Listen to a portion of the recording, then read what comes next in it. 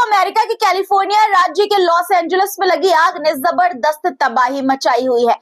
ऐसी तबाही जितनी परमाणु हमले में भी नहीं होती। जी हाँ, बिल्कुल सही सुना आपने।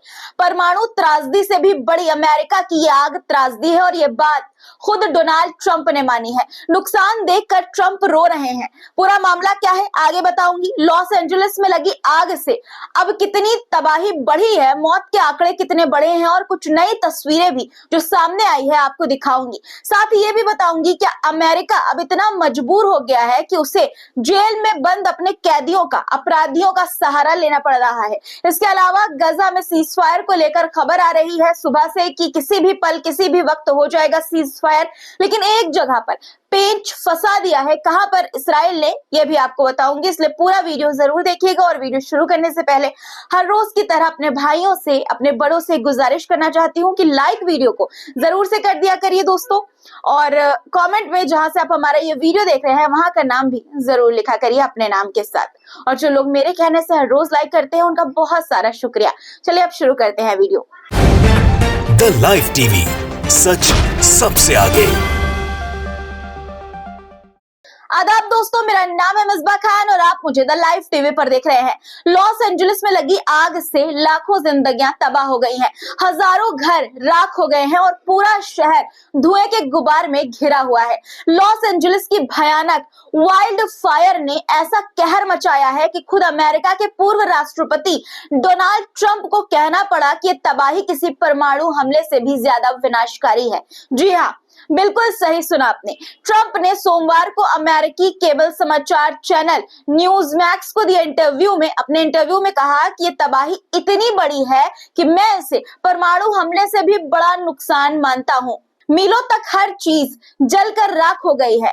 हमने ऐसा कुछ पहले कभी नहीं देखा।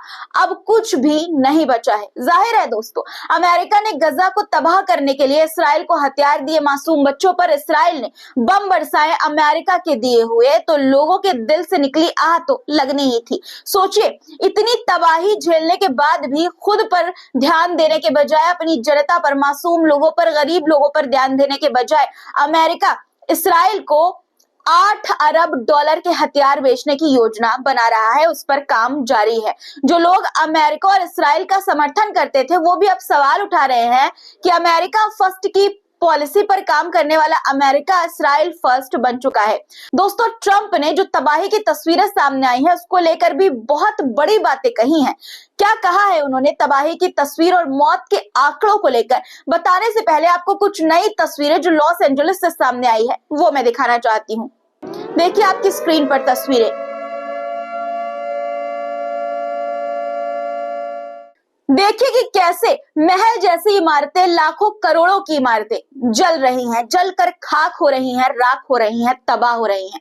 हर तरफ बस तबाही का मंजर ही दिख रहा है। ऐसा नजारा इससे पहले आपने कभी नहीं देखा होगा। पिछले हफ्ते शुरू हुए इस जंगल की आग ने 40,000 एकड़ से ज्यादा इलाकों को जलाकर राख कर दिया है। 12,000 से अधिक घर और इमारतें खाक हो चुकी हैं। पूरे मोहल्ले वीरान हो गए हैं। अब तक 25 लोगों की मौत की पुष्टि हुई है, लेकिन ट्रंप ने चेतावनी दी है कि यह संख्या कहीं अधिक, कहीं ज्यादा हो सकती है। यानी कि सिर्फ 25 नहीं बल्कि और लोगों की जान गई होगी इस आग में, ट्रंप के मुताबिक। ट्रंप ने यह भी बताया कि स्थानीय प्रशासन अब शवों की तलाश के लिए कैडवर स्निफिंग डॉग्स का इस्तेमाल कर रहा है। दोस्तों, जो तस्वीरें, जो भयानक भयानक तस्वीरें सामने आ रही हैं लॉस एंजलिस से, उन तस्वीरों को लेकर ट्रंप ने जो कुछ कहा है वो बेहद ही भयानक है। सुनकर ही दिल बैठता है। उन्होंने कहा कि जो तस्वीरें जनता देख रही है हकीकत उससे भी ज्यादा भयानक है। कितने ज्यादा कठिन हालात हैं अमेरिका के लोगों के लिए, इस बात का अंदाजा इस बात से आप लगाइए कि 92,000 से अधिक लोग अभी भी अपने घरों से बेघर हैं और हजारों लोगों को आग के खतरे की चेतावनी दे दी गई है। दोस्तों, खबरों के मुताबिक 89,000 लोगों को स्थान खाली करने की भी, यानी जो जगह है जहां पर वो रह रहे हैं उसको खाली करने की चेतावनी भी दी गई है। ट्रंप ने इस आपदा के लिए कैलिफोर्निया के गवर्नर गैविन न्यूसम को जिम्मेदार ठहराया है। उनका कहना है कि अगर न्यूसम ने पानी बहाल करने का प्रस्ताव स्वीकार किया होता तो ये तबाही इतनी बड़ी नहीं होती। ट्रंप ने राज्य सरकार पर गंभीर लापरवाही का आरोप लगाया है। अब ट्रंप चाहे जो भी कहें, किसे को भी जिम्मेदार ठहरा है, मछली को, पानी को, गवर्नर को। लोगों का तो यही कहना है कि ऊपर वाले का आजाब है, कहर है। आग हर दिन बढ़ती ही चली जा रही है दोस्तों। पिछले 7 दिनों से आग बुझने का नाम ही नहीं ले रही है, लाख कोशिशों के बाद भी। फायर फाइटर्स की कमी हो गई है और अब तो हालात ऐसे हैं कि कैलिफोर्निया की जेल में बंद कैदियों को आग बुझाने के लिए अमेरिका की सरकार ने सजा में छूट यानी कि सजा में कमी का लालच देकर आगे किया है। रोज $10 के ऑफर के साथ 2 दिन की सजा कम करने के वादे पर कैदी जो है वो आग बुझा रहे हैं। सोचिए, खुद को सुपर पावर बताने वाला अमेरिका, उसका ये हाल है। खैर, ट्रंप ने कहा है कि वो लॉस एंजलिस के पुनर्निर्माण के लिए योजनाएं बना रहे हैं, लेकिन ये तबाही अमेरिका के लिए एक बड़ी चेतावनी है, क्योंकि दोस्तों ट्रंप 20 तारीख को शपथ यानी 20 जनवरी को शपथ लेने वाले हैं राष्ट्रपति पद की। और वो जब इस तरह की बातें कह रहे हैं कि जो तबाही हुई है वो परमाणु हमले से भी ज्यादा भयानक तबाही है, उससे भी ज्यादा नुकसान हुआ है, तो आप सोचिए कि अमेरिका का हाल क्या होगा और किस पाताल में, किस स्तर तक अमेरिका जो है वो अंदर इस वक्त घुसता चला जा रहा है, कमजोर होता चला जा रहा है। 13 लाख करोड़ रुपए के बराबर राशि की संपत्ति तबाह हो चुकी है। 1 लाख से ज्यादा लोग विस्थापित हो चुके हैं। 3 लाख से अधिक आबादी को घर छोड़ने के लिए अलर्ट जारी कर दिया गया है। यकीन मानिए दोस्तों, पैसिफिक महासागर के किनारे स्थित लॉस एंजलिस, जिसके पास आसपास जो है वो पानी ही पानी है, वो आग से ऐसे जल रहा है जैसे सूखा हुआ कोयला, सूखी हुई लकड़ी। आपको बता दूं कि लॉस एंजलिस नदी भी शहर के बीच से बहती है जो 51 मील लंबी है, फिर भी पानी की कमी हो रही है आग बुझाने में। इसे ही कहते हैं करनी का फल।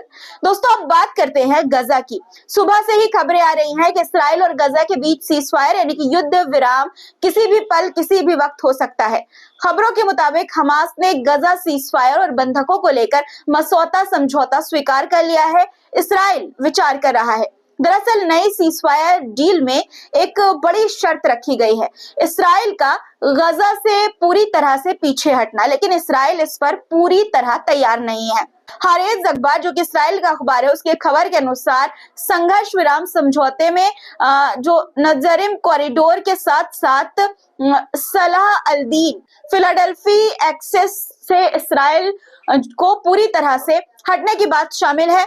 नजारिम कॉरिडोर को लेकर पहले ही सहमति बन चुकी है, अब चर्चा हो रही है सलाह अल-दीन फिलाडेल्फिया एक्सेस से इस्राइल की पूरी तरह वापसी पर। इस्राइल ने गजा सीमा के साथ 1.5 किलोमीटर गहरा एक बफर जोन बनाया है।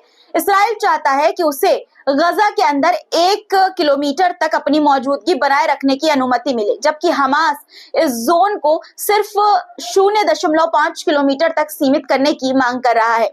इस्राएली अखबार हैरेट्स के मुताबिक ये डील इस्राइल के गजा से लगभग पूरी तरह पीछे हटने की तरफ बढ़ रही है। हालांकि बफर जोन को लेकर अभी भी मतभेद बने हुए हैं। बफर जोन पर सहमति नहीं बन पाई है, जिससे समझौते का पूरा अमल अभी अधर में है।